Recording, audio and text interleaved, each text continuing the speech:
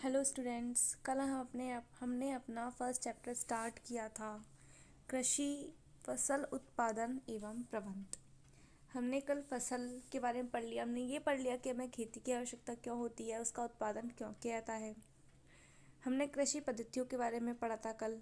हमने ये पढ़ा था कि विविधता के बावजूद भी फसलों को दो वर्गों में बांटा गया था, खरीफ की फसल में, रबी की फसल में। हमने हमारी आधारिक फसल पद्धतियाँ, ये वाला टॉपिक हमारा चल रहा था।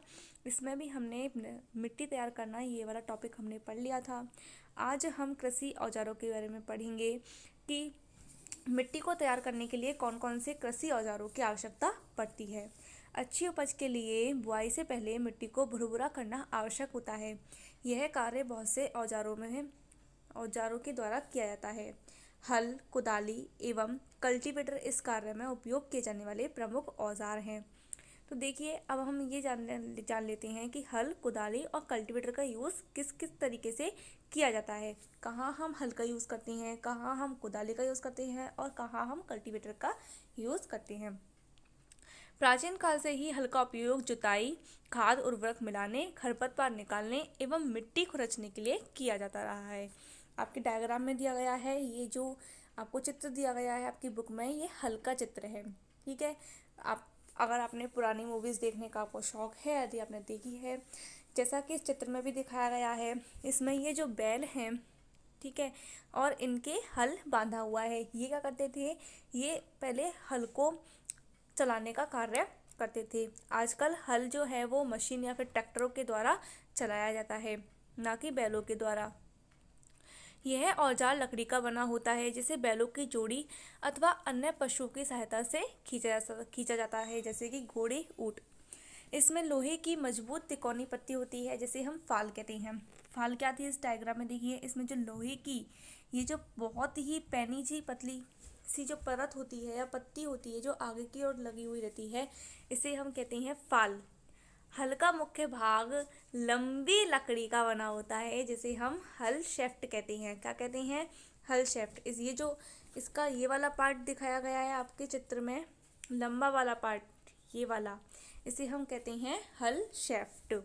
ठीक है, इससे इसके एक सिरे पर क्या होता है, हैंडल होता है, और इसका दूसरा सिरा जोत के डंडे से जुड़ा हुआ होता है। जोत यानी कि एक हल शेफ्ट जो इसमें दिखाया गया है, ये वाली जो डंडी है वो हल शेफ्ट है। इसका एक किनारा जो है वो इससे जुड़ा हुआ है और इसका एक किनारा जोत से जुड़ा हुआ होता है। इसे हम क्या कहते हैं, जोत कहते हैं। ठीक है, जिसे बैलों की गर्दन के ऊपर रखा जाता है। एक जोड़ी बैल एवं एक आदमी इसे सरलता से चला सकता है। आजकल लोहे के हल तेजी से देसी लकड़ी के हल की जगह ले रहे हैं और उन्हें ट्रैक्टर में लगाकर उनका यूज़ खेतों की जुताई में किया जा रहा है। कुदाली, यह बहुत ही सरल औजार है। इसका उपयोग खरपतवार निकालने के लिए और मिट्टी को पोला करने के लिए किया जाता है। इसमें लकड़ी और लोहे की छड़ होती है, जिसके एक सिरे पर लोहे की चौड़ी और मुड़ी हुई प्लेट लगी होती है, जो कि ब्लेड की तरह कार्य करती है। इसका दूसरा सिरा पशुओं के द्वारा खींचा जाता है। डायग्राम में दिखाई गई है आपके कुदाली, देख लीजिए आप इस कुदाली को। इसमें एक क्या है, एक मुड़ी हुई प्लेट है। इसका यूज़ किस में किया जाता है, इसका यूज़ मिट्टी को खरोचने के लिए या फिर पोला करने के लिए किया जाता है। ये जोत है, इसे पशुओं के द्वारा या फिर ट्रैक्टर के द्वारा इसे खींचा जाता है। ये इसका हैंडल है जिसके द्वारा इसे पकड़ा जाता है। ठीक है, अब हम बात करते हैं कल्टीवेटर की। आजकल जुताई ट्रैक्टर के द्वारा संचालित कल्टीवेटर के द्वारा की जाती है। कल्टीवेटर के उपयोग से श्रम एवं समय दोनों की ही बचत हुई है। इसमें जो दिखाया गया है ये बिल्कुल हल्की सी डिज़ाइन का होता है, लेकिन ये पूरा लोहे का बना हुआ होता है।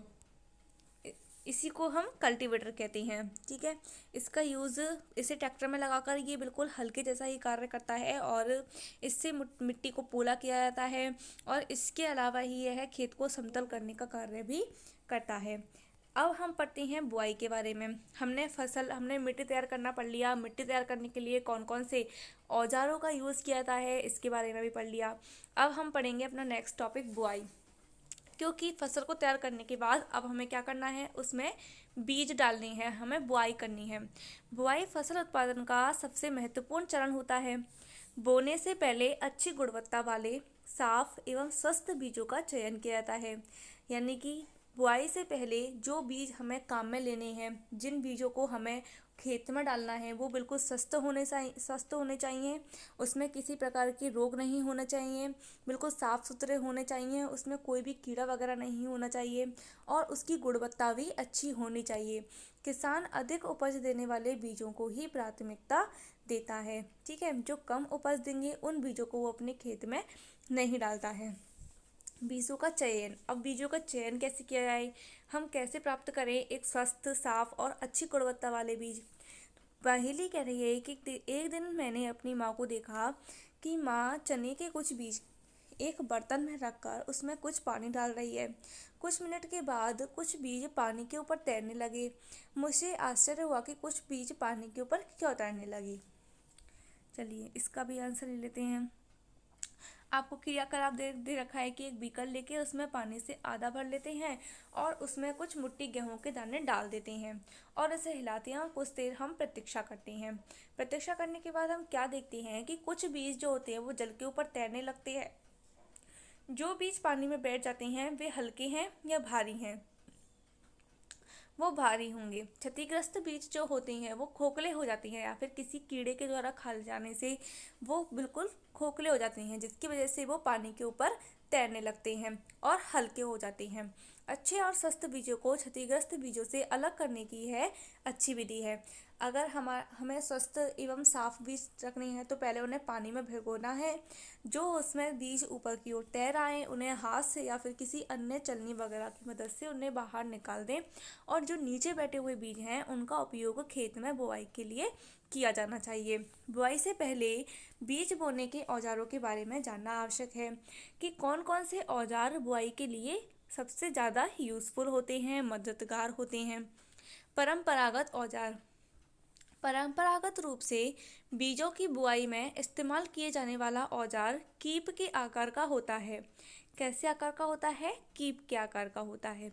पानी भरने वाली कीप होती है, आपके डायग्राम में भी दिखाया गया है। इसमें कीप है, इसमें ये बीज डाल रहे हैं, इस आकार का होता है बुआई का औजार।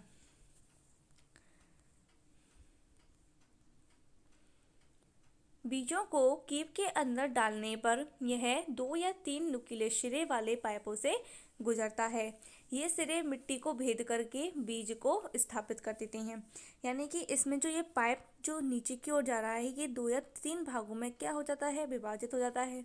और जैसे जैसे हल बैलों के द्वारा आगे की ओर खींचा जाता है उस कीप को इसमें बांध दिया जाता है और बीजों को डाल करके मिट्टी के अंदरूनी भाग में उसे स्थापित कर दिया जाता है।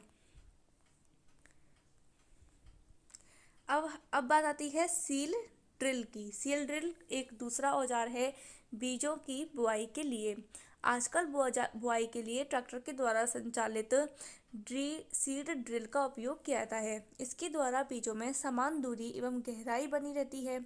यह सुनिश्चित करता है कि बुआई के बाद बीज मिट्टी द्वारा ढक जाएं। इससे बीजों को पक्षियों के द्वारा खाए जाने से रोका जा सकता है, क्योंकि अगर बीजों को ऊपर ही ओर डाल दिया जाए, मिट्टी में ऊपर ही डाल दें, तो जो पक्षी होंगे, गिलहरी वगैरह होंगी, तो वो क्या करेंगी, उन बीजों को खा जाएंगी। इसलिए उन्हें रोकने के लिए क्या किया जाता है, उन बीजों को मिट्टी की गहराई में दबाया जाता है। सीड ड्रिल के द्वारा बुआई करने से समय एवं श्रम दोनों की ही बचत होती है। मेरे विद्यालय के समीप एक पौधशाला है। मैंने देखा कि पौधे छोटे छोटे थैलों में रखे हैं। वे इस प्रकार क्यों रखे हैं? धान जैसे कुछ पौधों के बीजों को पहले पौधशाला में उगाया जाता है। जैसे कि चावल वगैरह के जो पौधे होते हैं उन्हें सबसे पहले किस में उगाया जाता है, पौधशाला में उगाया जाता है। फिर जब उनके पौधे उत्पन्न हो जाते हैं, तैयार हो जाते हैं, उन्हें हाथों से खेतों में रोपित कर दिया जाता है। कुछ वन्य पौधे एवं पुष्पी पौधे भी पौधशाला में उगाए जाते हैं, यानी कि नर्सरी में उगाए जाते हैं। उसके बाद उन्हें किसी उद्यान में या फिर खेतों में उन्हें रोपित किया जाता है। पौधों को अत्यधिक घने होने से रोकने के लिए बीजों के बीच की उचित दूरी होना आवश्यक है। यानी कि उनके बीच की दूरी होना बहुत ही आवश्यक है। किसके लिए? उनके रोपण के लिए या फिर घने होने से रोकने के लिए। इससे पौधे को सूर्य का प्रकाश, पोषक एवं जल पर्याप्त मात्रा में प्राप्त होते हैं। अधिक घनेपन को रोकने के लिए कुछ पौधों को निकालकर हटा दिया जाता है।